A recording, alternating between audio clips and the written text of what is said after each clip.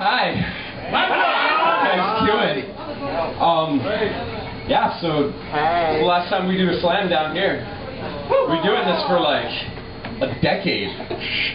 I've been coming down here for the majority of that.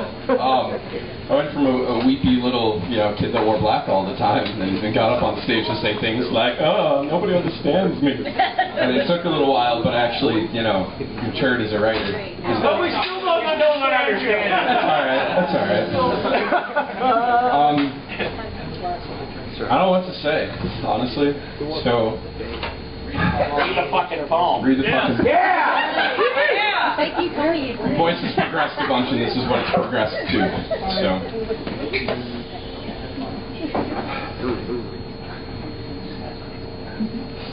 In the beginning, there was zero, the unwomb of non-kinetics, the oblivion. She could repeat herself endlessly and always remain the same. Zero held roots that could never be severed, yet she still had a vast, for she was lonely and clever. Once, Zero spoke into the darkness that surrounded her, into the void that was her, and said, "If I am nothing, then there must be something." And behold, there was one, the shining singularity. One, with such joy at being created, rushed to Zero for embraces and thanks, but his limbs were infant, and one tripped, piercing the infinite Zero like arrowhead, and behold, there was 2, 4, 8, 16, 32, 64, 128, 256, 512, ad infinitum, and one of Zero's roots was clipped. She wept for the loss of her omnipresence, mourned that she was destined to be unremembered as a mere placeholder.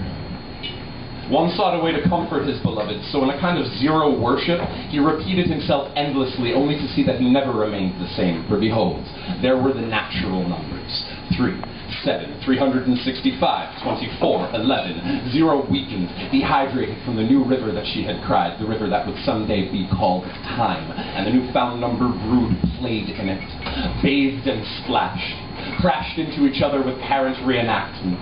They discovered the laws by which they interacted, for behold, there was addition and subtraction, multiplication and division, parenthesis, exponents, decimals and fractions, rational and irrational. These digit kids became infinite, and Zero turned to stone. One crumpled for the loss of his beloved, and all the children fell silent, until a distant child of 3.14159 rose up and said, "I am the breath that gives the river its waves. You may call me Pi." And a distant cousin of 2.71 rose up and said, "I am the breath that gives the river its wax and wane. You may call me E." And the secret square root lover of one's negative doppelganger rose up and said, "I am the something and nothing that exists at the center of all the river's droplets. You may call me I. We will teach you to survive." Thus, I and Pi multiplied. E repeated herself that many times. One grew a spine and pierced them like arrowhead, and behold, together they were Zero. This was enough to make her granite skin crack with her first smile. And the newfound number brood played in its rage, bathed and splashed, while one wrote the past and traveled to points unknown. And Zero wrote the future and traveled to points unknown. And thus was the spark lit at the center of all of this. And behold,